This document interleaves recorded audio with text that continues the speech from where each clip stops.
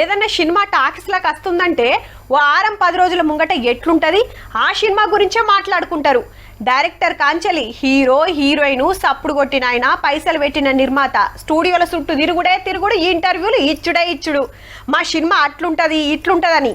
అయితే మంచి సినిమా తీసినా చూడలేదని ఈ సార్ను చూడుర్రి ఎంత బాధపడతాండో. సినిమా చాలా బాగుంది సార్ అని అంటే కళ్ళలో నీళ్ళు ఎందుకు మరి 10 మంది థియేటర్లో ఉన్నారు, ఏం చేస్తే వస్తారు? 2.5 ఏళ్ళు కష్టపడ్డాను. పాపం బార్బరిక్ సినిమా తీస్తే ఎవ్వరు చూస్తలేరట. టాకీస్ లా 10-15 మంది గిన లేరు. గంత మంచి సినిమా తీస్తే ఎందుకు వస్తలేరని ఏడుస్తున్నాడు డైరెక్టర్ మోహన్ శ్రీవత్స.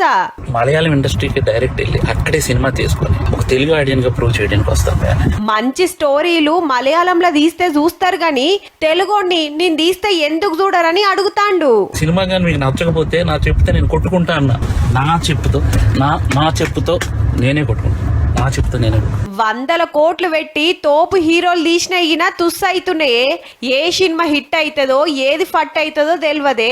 ఉత్తగానే ధైర్యం జర ఓటీటీలకు ఎక్కిస్తే అందులో చూస్తారేమో తీయన్నా. మంచి కంటెంట్లు చూస్తారు థియేటర్ లో అని చెప్పి చేశాను భయ్య.